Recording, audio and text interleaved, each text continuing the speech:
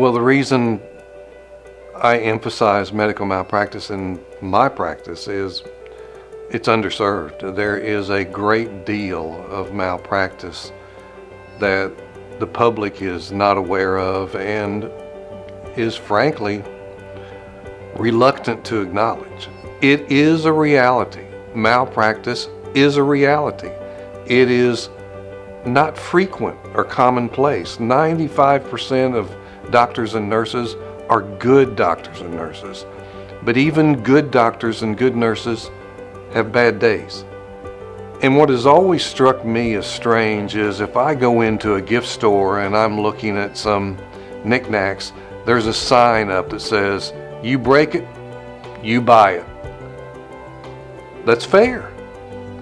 And yet when it comes to malpractice, they break you, you pay the price. It's not fair. You break it, you buy it. And I think lawyers like myself need to be ready to pursue those instances where it's a meritorious case.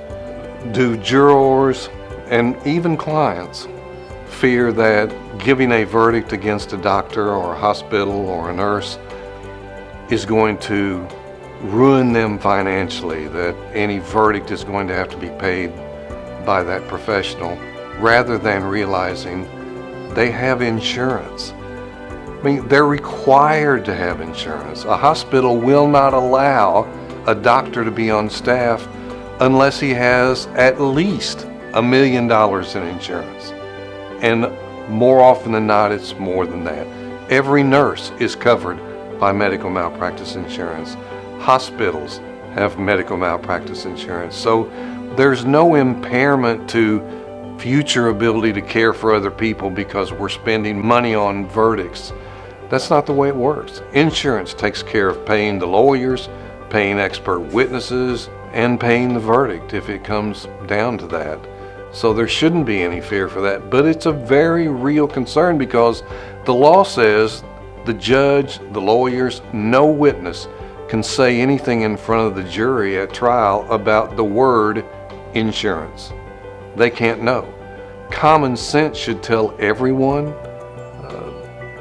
that it exists for automobiles, for malpractice by doctors, for airline companies.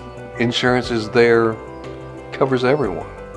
But when you ask what makes malpractice cases so difficult, it's a bewilderment. I think most of us think, look, I didn't even like physiology when I took it in high school, and I don't remember much about it. And jurors and clients and lawyers, frankly, are scared, thinking, I can't understand all this. There's so much chemistry involved and biology and anatomy. So there is an initial veil that people have a hard time getting past.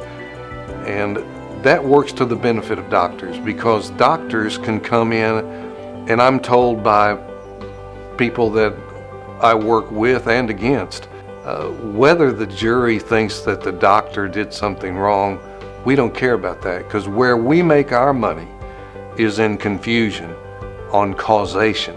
They go through this wild map of difficult scientific concepts until the jury is just shut down. I can't get it, and I don't want to get it. And so what's the default mode?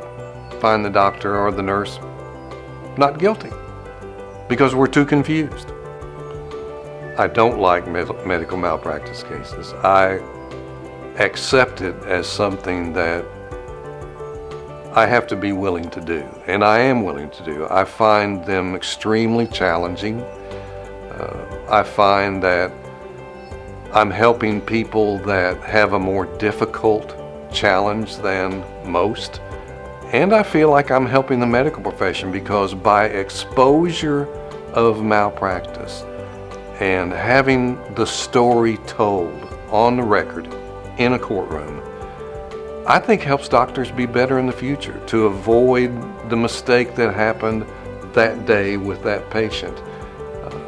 And hope springs eternal that it's not just getting this patient compensated for the pain and the disability that's been imposed on them, or even the death on a loved one. It's making sure that there's a very real likelihood that this won't be repeated.